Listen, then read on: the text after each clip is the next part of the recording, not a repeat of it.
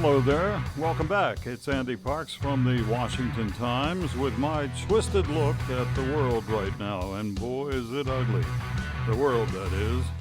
I'll get into that right after this. As a listener to my podcast, you qualify to receive a 50% discount on an annual digital subscription to the Washington Times. And all you have to do is go to washingtontimes.com/Andy. That's washingtontimes.com/ANDY. All right, here we go. The biggest news of this century and probably the last one as well. We have a president that can't help but make bad decisions.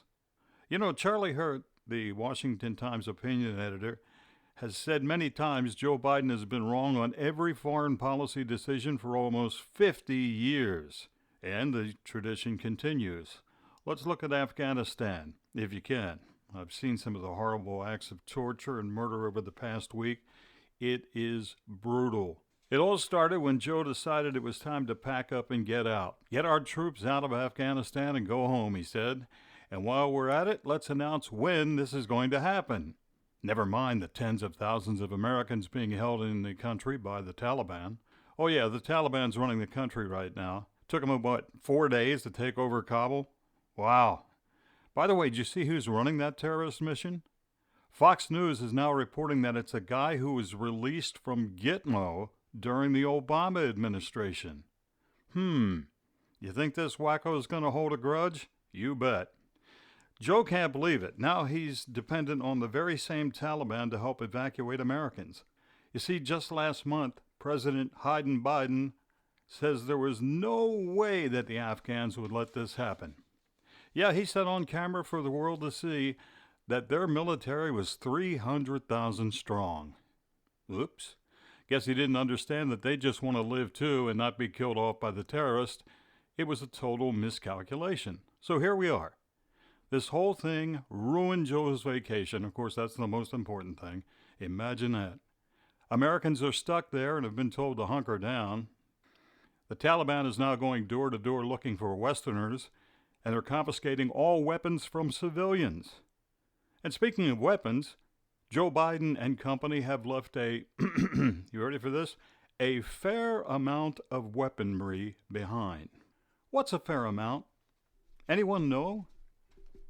When the government says a fair amount, that means a whole bunch of stuff. Boatloads of it. You can bet on it. Everything from guns, ammo, armored vehicles, you name it, they now have it. Hey, Joe, so much for gun control. You want to take American citizens' guns away from them, but you hand the terrorists a whole big pile of them? Makes sense to me. How about you? This decision to get out of Afghanistan could be the biggest embarrassment to the U.S. ever. Remember the left saying that Donald Trump and his brash tell-it-like-it-is attitude would harm America's image around the world? Biden just blew that up. Just think, it was almost a year ago in September 2020, over 500 ex-military and national security officials threw their support behind Joe Biden. You may recall in an open letter they said Biden has the skills to address, quote, a world of fire. You know, it's funny, I haven't heard a word out of any of those idiots, have you? One more thing, China and Russia are watching the events unfold in Afghanistan, and they want their piece of the pie. All right, enough of this on Afghanistan. Let's get to another story and another huge mess. Yep, Biden got us into this one too, the southern border. Yeah, COVID-infected illegals streaming into our country to new homes provided by this administration, and of course you and I are paying for this. Now, according to a story by the Washington Times' Stephen Dinan, our border agents are being shot at by people on the Mexican side of the border. One agent was shot at 20 times. If there is a ray of sunshine to this, earlier this week a federal judge told the Biden administration they must go back to the Trump Remain in Mexico policy. You know, sort of like turning off the faucet.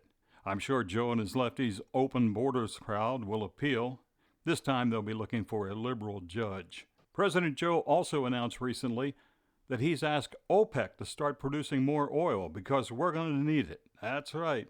Again, another lousy decision by who is easily the worst president of all time.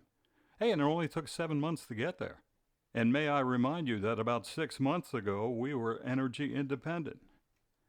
Now we're going to be a Middle East dependent. Again. Who thought that was a good idea besides Joe, the environmental crowd, and perhaps Hunter the crackhead Biden, who has taken lots of foreign cash and is now relegated to selling his preschool-like paintings for, in some cases, $500,000. But there's nothing to see here. Move along now, nothing to see. Now, there's at least one guy happy with Biden getting all the headlines over Afghanistan and other major gaffes, and that is soon-to-be former governor of New York, Andrew Cuomo, or as we like to call him, the Cuomo-sexual. Seems he just completed the paperwork to apply for a lifetime governor's pension, and it's reported he'll get $50,000 a year from taxpayers for his work on behalf of New Yorkers. Suckers. Finally this week, the former state medical director of the Tennessee Immunization Program, Michelle Fiskus, told investigators she had been threatened because she spoke out against the governor's refusal to demand that all citizens mask up and get the COVID vaccine. In one photo, she held up a muzzle that someone sent to her as a threat. Then karma stepped in, and it spoiled the day. It seems the now fired Michelle Fiskus used her American Express card to purchase the muzzle and had it sent to her home. Oops. What's the American Express motto? Don't leave home without it? Maybe she should have left it home just this one time. Thanks for joining me today, and remember to receive a 50% discount on an annual digital subscription to the Washington Times. Go to washingtontimes.com/Andy. You'll get 24/7 digital access to the Washington Times at 50% off. Again, go to washingtontimes.com/ANDY. I'm Andy Parks. Have a great day.